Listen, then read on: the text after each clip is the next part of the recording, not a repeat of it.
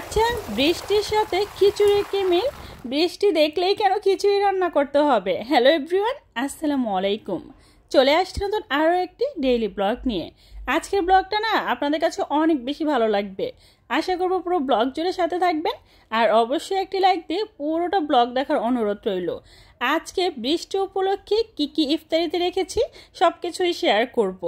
দুপুরবেলা দেখি এত পরিমাণে বৃষ্টি পড়তেছে, আর আমি জানালাটা খুলে একটু ভিডিও করতে গেছিলাম। বিশ্বাস করেন আমার পুরোটা জামা একদম ভিজে গিয়েছে। বৃষ্টি পড়লেই না আমার খুব ইচ্ছে করে একটু গোসল করি, বাট গোসল তো করা পসিবল না। তো আমি তাড়াতাড়ি করে জানালাটা লাগিয়ে দিয়েছিলাম, কারণ ডাইনিংটা একদম ভিজে গিয়েছিল। আর এই তো দেখুন থায়ের ভিতর থেকে দেখা যাচ্ছে কি পরিমাণে বৃষ্টি পড়তেছে, একবার চিন্তা করেন খালি। আচ্ছা, বৃষ্টি পড়লেই কেন খিচুড়ি রান্না করতে হয়? বৃষ্টির সাথে খিচুড়ির কি মিল আমি সেটাই বুঝতে পারছি না। হঠাৎ করে মনে হলো বৃষ্টি পড়তেছে যেহেতু একটু খিচুড়ি রান্না করি। তো চাল আর ডাল একসাথে মিশিয়ে নিয়েছি।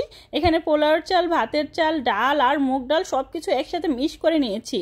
আর হচ্ছে আদা রসুন পেস্ট, পেঁয়াজ কুচি, আস্ত কাঁচা মরিচ, আর এই তো যা যা লাগবে। এটা হচ্ছে একটা স্পেশাল তেল। সব কিছু একদম গুছিয়ে নিয়েছি রান্না করার জন্য। বৃষ্টি দেখলেই খিচুড়ি খিচুড়ি করে মাথার ভিতরে, তো খিচুড়ি তো রান্না করতেই হবে। আম্মু দিক দিয়ে ধনিয়া পাতা ভর্তার জন্য বেছে নিচ্ছে। আমি যেটা করব, একটা হাঁড়ির মধ্যে পরিমাণ মতো তেল দিয়ে দিচ্ছি পেঁয়াজ কুচি। পেঁয়াজ কুচিগুলো আমি সবটুকুই দিয়ে দিয়েছি। এবার এখানে দিয়ে দিচ্ছি আস্ত কিছু এলাচ। এবার খুব ভালোভাবে নেড়ে চেড়ে নিচ্ছি। চুলো রাসটা মিডিয়ামে রেখে এবার আমি সুন্দর করে ভেজে নিচ্ছি। পেঁয়াজটা একটু সফট থাকা অবস্থায় আমি আদা রসুন পেস্ট দিয়ে দিচ্ছি।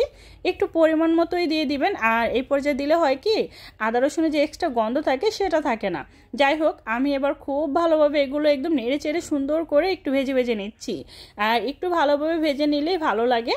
তো সুন্দর করে ভাজা হয়ে গেলে এখানে আমি দিয়ে দিচ্ছি সেই স্পেশাল তেল। এটা হচ্ছে বিয়েবাড়ির রেজালার তেল। এই তেলটা দিলে না খুব সুন্দর একটি স্ট্রং ফ্লেভার আসে, অনেক বেশি ভালো লাগে। তো এবার একটু নেড়ে চেড়ে আমি এখানে দিয়ে দিচ্ছি স্বাদ মতো নুন। স্বাদ মতো নুন দিয়ে দিচ্ছি হলুদের গুঁড়ো পরিমাণ মতো। হলুদের গুঁড়োটা না আমরা ভুনা খিচুড়ির মধ্যে একটু বেশি দেই। যাই হোক, তারপর দিয়ে দিচ্ছি ধনিয়া গুঁড়ো।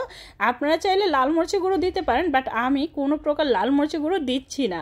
তো এই পর্যায়ে সুন্দর করে কষিয়ে দিয়ে দিচ্ছি চাল ডাল মেশানো। এখানে মুগ ডাল, মসুরের ডাল, ভাতের চাল, পোড়ার চাল সব কিছু একসাথে ভালোভাবে মিশিয়ে ধুয়ে নিয়েছিলাম, পানি ঝরিয়ে নিয়েছিলাম। এবার মশলার মধ্যে দিয়ে অনেকটা সময় নিয়ে কষিয়ে নিতে হবে রাইসটা, যতক্ষণ পর্যন্ত না ঝরঝরে হয়। আস্ত কিছু কাঁচামরিচ দিয়ে দিচ্ছি। এ পর্যায়ে দিলে না খুব সুন্দর একটা ফ্লেভার আসে। আর এই তো রাইসটা আমি খুব ভালোভাবে একদম ভেজে নিয়েছি, একদম শন শন একটা শব্দ আসে, ঠিক তখনই পরিমাণ মতো পানি দিয়ে দিচ্ছি। পরিমাণ মতো পানি দিয়ে দিবেন, খুব বেশি দিলে আবার একদম পাতলা খিচুড়ি হয়ে যাবে।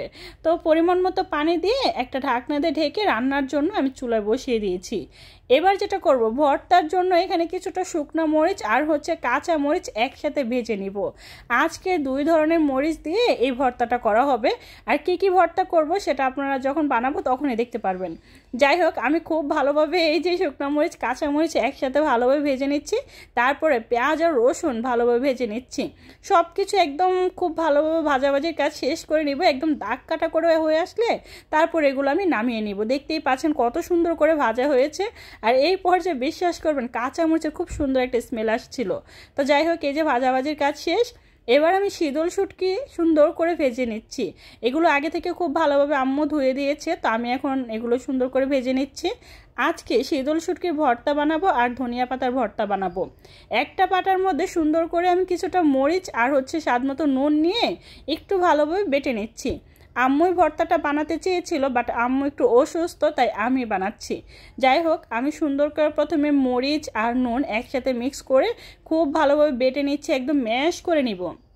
এখান থেকে অর্ধেকটা রেখে দিব ধনিয়া পাতা ভর্তার জন্য, আর অর্ধেকটা আমি রেখে দিব শীতল শুটকি ভর্তার জন্য।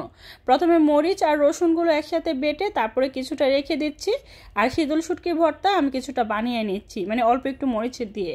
তো আসলে এত কিছু ডিটেইলস আপনাদের সাথে শেয়ার করলে ভিডিওটা অনেক বেশি বড় হয়ে যাবে।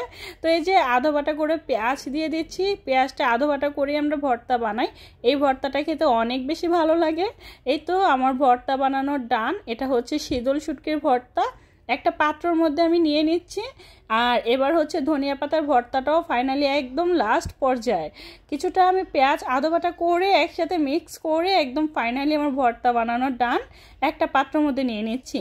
আমি আসরের নামাজ পড়তে গিয়েছিলাম, এসে দেখি আমার আম্মু ডালের বড়া সুন্দর করে ভেজে নিচ্ছে। আমার আম্মুর হাতে ডালের বড়া আমার খুবই ভালো লাগে। আর এই তো খিচুড়িটা একদম পারফেক্টলি হয়ে গিয়েছে। তো এটা এক সাইডে রেখে দেওয়া হয়েছে। আমি যেটা করতেছি, ডিমগুলো একদম সুন্দর করে ভেজে নিচ্ছি। কতটা ফুলে টইটুম্বুর হয়ে গেছে দেখছেন। আর এই পর্যায়ে কিন্তু কারেন্ট ছিল না, কেমন জানি একটু অন্ধকার লাগতেছে।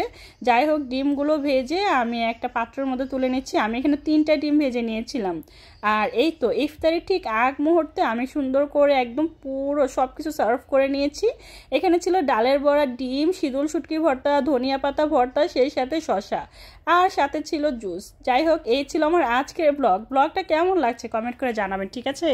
ভালো লাগলে লাইক কমেন্ট শেয়ার করতে ভুলবেন না। চ্যানেলটা সাবস্ক্রাইব করে রাখবেন আর পেজে লাইক ফলো দিয়ে সবসময় সাপোর্ট করবেন। আপনাদের লাইক কমেন্ট শেয়ার আমাকে নতুন নতুন ভিডিও দেওয়ার অনুপ্রেরণা যোগায়।